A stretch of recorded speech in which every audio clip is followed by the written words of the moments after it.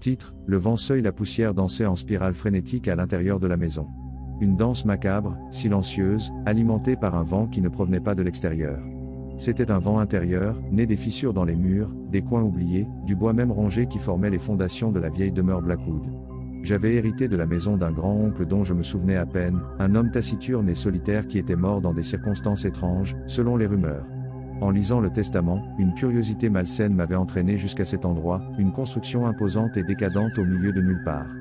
Dès le moment où j'ai franchi le seuil, j'ai senti une oppression dans la poitrine, une sensation d'être observé. Les ombres s'allongeaient et se tordaient de manière contre nature, et un silence sépulcral pesait sur chaque pièce.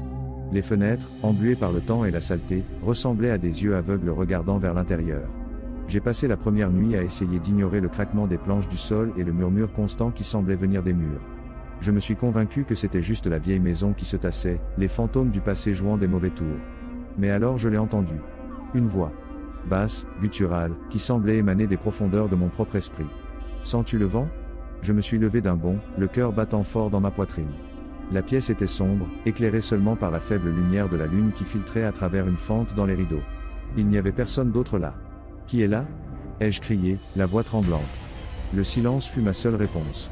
Mais le murmure persistait, le vent intérieur tourbillonnant autour de moi, comme s'il essayait de m'envelopper dans son étreinte glaciale. J'ai décidé d'inspecter la maison. J'ai parcouru les couloirs labyrinthiques, chaque pas résonnant dans le silence de mort. Dans la bibliothèque, j'ai trouvé un livre ancien relié en cuir, avec un titre qui s'était effacé avec le temps. En l'ouvrant, les pages ont craqué comme des os secs. Le texte était écrit dans une langue que je ne reconnaissais pas, mais les illustrations m'ont glacé le sang, des figures grotesques, des êtres difformes avec des yeux vides et des bouches remplies de dents acérées.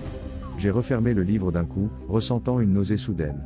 Je l'ai laissé tomber sur la table et j'ai reculé, comme s'il me brûlait. Alors je l'ai vu. Un objet a bougé.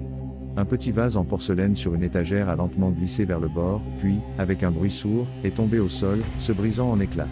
La panique m'a envahi. Je n'étais pas seul dans la maison. Quelque chose d'autre était là, quelque chose que je ne pouvais pas voir, quelque chose qui n'appartenait pas à ce monde. J'ai couru vers ma chambre, fermant la porte à clé. Je me suis recroquevillé sur le lit, tremblant de manière incontrôlable. Le vent intérieur s'est intensifié, tourbillonnant autour de la pièce, soulevant la poussière et les papiers dans une danse frénétique. La voix est revenue, plus forte cette fois, plus proche. « Sens-tu le vent ?» J'ai regardé autour de moi, cherchant la source du son. Alors je l'ai vue. La fenêtre. La fenêtre du grenier.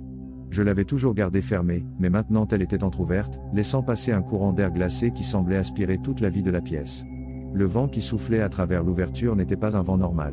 C'était un vent dense, visqueux, chargé d'une odeur nauséabonde qui me retournait l'estomac. Je me suis approché de la fenêtre avec prudence, comme un animal blessé s'approchant du piège. J'ai regardé dehors. Je n'ai pas vu le ciel nocturne, ni les étoiles, ni la lune. J'ai vu autre chose. J'ai vu un vide noir, un abîme sans fond rempli de formes tordues et d'ombres dansantes. J'ai vu des yeux qui brillaient d'une lumière malveillante, des visages grotesques qui se déformaient en grimaces de moquerie.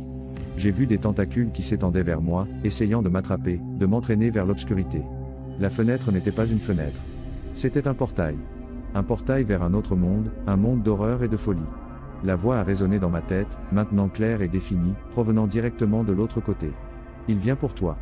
J'ai senti une force invisible qui me poussait vers la fenêtre. J'ai essayé de résister, mais c'était inutile. Mon corps se mouvait contre ma volonté, attiré par l'abîme comme un papillon vers la flamme. J'ai tendu la main pour fermer la fenêtre, mais il était trop tard. Quelque chose l'a attrapé de l'autre côté, quelque chose avec des doigts longs et osseux qui se serraient autour de mon poignet avec une force implacable. J'ai crié.